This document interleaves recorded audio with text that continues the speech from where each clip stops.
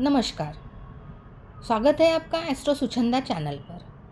आज हम जानेंगे कलयुग के जागृत देवता भगवान काल भैरव की उत्पत्ति के बारे में। एक समय की बात है जब ब्रह्मा जी और श्री हरि विष्णु जी का सुमेरु पर्वत पर संसार में मुझसे बढ़ के कोई नहीं और मैं ही अविनाशी हूँ इस बात पर विवाद बढ़ने लगा। तो दोनों ने चारों वेदों का स्मरण किया।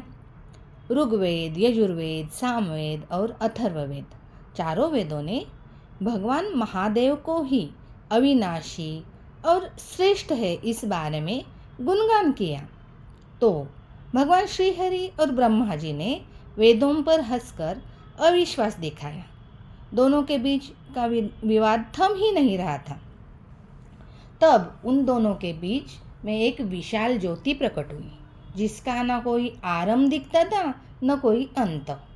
उस अग्नि की दिव्यता से ब्रह्मा जी का पांचवा मुख जलने लगा। उस समय भगवान शिव वहाँ प्रकट हुए। ब्रह्मा जी शिव से बोले, हे पुत्र, तुम मेरे शरण में आ जाओ, मैं तुम्हारी रक्षा करूँगा।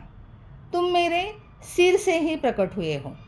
ब्रह्मा जी के इन वचनों को सुन के भगवान शिव को क्रोध आ गया। उनके क्रोध से तत्काल ही एक पुरुष उत्पन्न हुआ। उसका नाम भैरव था। भगवान शिव ने उस पुरुष को आदेश देते हुए कहा कि हे कालराज, तुम साक्षात काल के समान हो, इसलिए आज से तुम जगत में काल भैरव के नाम से विख्यात होगे। तुम ब्रह्मा का गर्व नष्ट करो तथा इस संसार का पालन करो। आज से मैं तुम्हें काशीपुरी का आधिपत्य प्रदान करता हूँ। वहाँ पापियों को दंड देना तुम्हारा ही कार्य होगा। वहाँ पे मनुष्य द्वारा किए गए अच्छे बुरे कर्मों का लेखाजोखा चित्रगुप्त स्वयं रखेंगे। तब भगवान शिव का इस आदेश को काल भैरव ने प्रसन्नतापूर्वक ग्रहण किया। तत्पश्चात उन्होंने अपने बाई उंगली के अग्रभाग से ब्रह्मा जी का पांचवा सिर काट दिया। कहते हैं कि ब्रह्मा जी इतने भयभीत हो गए कि शतरुद्री का पाठ करने लगे। भगवान शिव की कृपा से ब्रह्मा जी और विष्णु जी के बीच का विवाद समाप्त हो गया। ब्रह्मा जी को शिव जी का अपमान करने पर अत्यंत पछतावा हुआ। वह भगवान शिव ने उन्हें क्षमा भी कर दिया।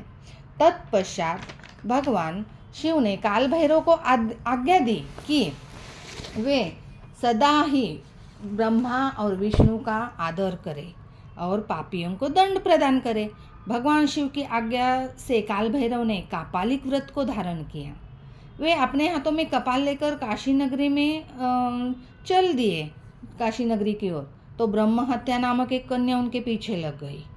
एक दिन जब काल भैरव कापालिक वेश धारण करके भगवान नारायण के स्थान पर गए, तब भगवान शिव के भैरव रूप को आता देख सब देवताओं ने और ऋषि मुनियों ने उन्हें हाथ जोड़कर प्रणाम किया। भगवान विष्णु ने भी देवी लक्ष्मी के सामने काल भैरव की महिमा का वर्णन किया और उन्होंने बताया कि ये भगवान शिव के ही रूप है। परंतु काल भैरव को इस प्रकार भिक्षा मांगते देख इसका तात्पर्य पूछा। काल भैरव जी बोले, हे नारायण, मैंने ब्रह्मा जी का पांचवा सिर काट दिया था, इसलिए उस पाप का पश्चाताप करने हेतु मैं यह काम कर रहा हूँ। तब देवी ने भिक्षा के रूप में मनोवृद्धि नाम की विद्या भैरव जी के भिक्षा पात्र में डाल दी। भिक्षा प्राप्त करके भैरव जी अन्य स्थान की ओर निकल पड़े। तभी विष्णु जी ने भैरव जी के पीछे जाती हुई ब्रह्म हत्या को देखा और उसे कहा कि वो शिव जी का पीछा छोड़ दें।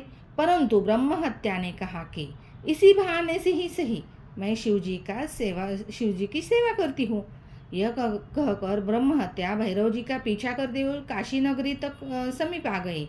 वहाँ पहुँचते ही ब्रह्म हत्या पाताल में समा गई और ब्रह्मा जी का सिर भैरव जी के हाथ से छूटकर पृथ्वी पर गिर पड़ा।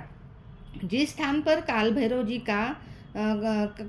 जी के हाथ से ब्रह्मा जी का पांचवा सिर गिर पड़ा, वो स्थान कपाल मोचन तीर्थ के रूप से प्रसिद्ध हो गया।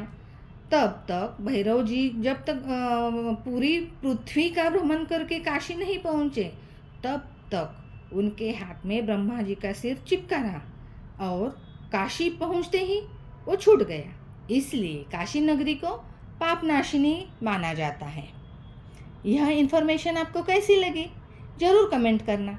ऐसी ही इन्फॉर्मेटिव नॉलेज के लिए चैनल को लाइक, शेयर और सब्सक्राइब ज़रूर करना।